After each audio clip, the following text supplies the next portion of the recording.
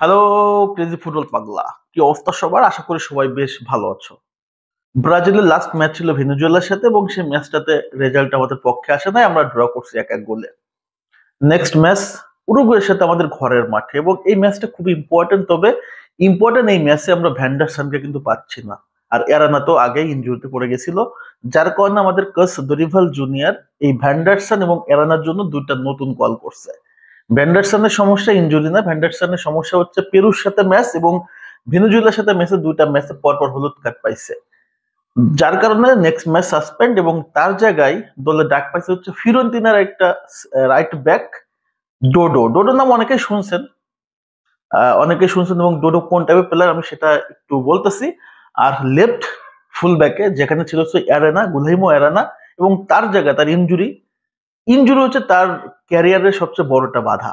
So তার জায়গায় ডাক পাইছে হচ্ছে অ্যালেক্স টেলেস। সো অ্যালেক্স টেলেসকে আপনারা অনেকেই চিনেন, ব্রাজিল ন্যাশনাল টিমে খেলছে, বিশ্বকাপও খেলছে, তাকে নিয়ে কথা বলার কিছু নাই। ডোডোকে নিয়ে কথা বলি।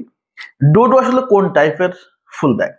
ডোডো মূলত আপনার ভ্যান্ডারসনের কপি বলতে পারেন।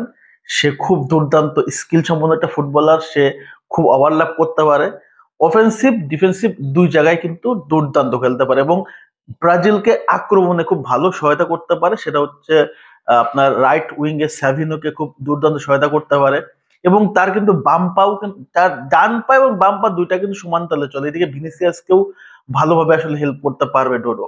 সো ডোডো কিন্তু ফিরন্তিনাতে দুর্দান্ত খেলতেছে এবং তার একটা জিনিস সবচেয়ে বেশি ভালো লাগেছে, তার কাট কনসেপ্টটা খুবই কম। মানে একটা ডিফেন্ডাররা কিন্তু রেগুলারলি কাট খায়, সেই জায়গায় ডোডো কিন্তু কাট কনসেপ্টটা খুবই কম এবং সে গোল করতে পারে, গোল করাইতে পারে এবং ডিফেন্সের যে আসলে একটা শক্তি এবং তার শারীরিক ফিটনেসও ভালো, এটা ব্রাজিলের জন্য খুব ইফেক্টিভ কাজ করবে। দানিলোর কিন্তু শরীরে শক্তি আছে, এনার্জি আছে, লম্বা চম্বা সবকিছু, তার মতো একটা ফুল ব্যাক যদি থাকে যে কোনো টিম কিন্তু ভয় পাবে। বাট সে আসলে একটা তাল গাছ, তার কাছ থেকে কিছুই আসলে ব্রাজিল পাচ্ছে না, যার কারণে কিন্তু অপশন তৈরি করা।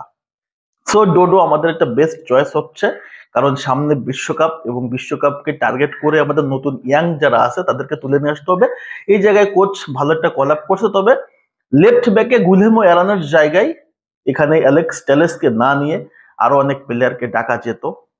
সো আসলে কেন যে অ্যালেক্স টেলেসকে নিছি আমি আসলে জানি না, কারণ অ্যালেক্স টেলেসের আসলে বয়স হয়ে গেছে। সে সে ছিল হচ্ছে ম্যানিউ, সেখান থেকে চলে গেছে সৌদিতে, তারপরে এখন ব্রাজিলিয়ান লিগে চলে আসছে। তার জায়গায় কিন্তু ভালো প্লেয়ার ছিল, সেখানে ওয়েন্ডেলকে নিতে পারতো। ওয়েন্ডেলকে 2-3 বার কল করছে, ভালো করছে, মোটামুটি ভালো করছে, খারাপ করে নাই। ওয়েন্ডেল কিন্তু আমাদের নতুন ইয়াং ট্যালেন্ট। সো ইয়াংদেরকে সুযোগ দেওয়া উচিত বলে মনে করি। সো যেহেতু কল করেই ফেলছে, এখন দরিভাল জুনিয়র কাছ থেকে ভালো কিছু পাবো না, এটাই স্বাভাবিক এবং সেটাই ঘটতেছে। প্রত্যাশা যাই করি সেটা ফলাফলটা আসলে পক্ষে আসে না। সো এইটুকু আলোচনা। অনেকে জানতে চাচ্ছিলেন যে আসলে গুলহিমো অ্যারেনার জায়গায় হচ্ছে কে আসছে এবং হচ্ছে ভ্যান্ডারসনের জায়গায় কে আসছে। সো দুটা প্লেয়ার, এটা হচ্ছে অ্যালেক্স টেলেস আর একটা হচ্ছে ডোডো। আশা করি তারা ভালো পারফরমেন্স করতে পারবে।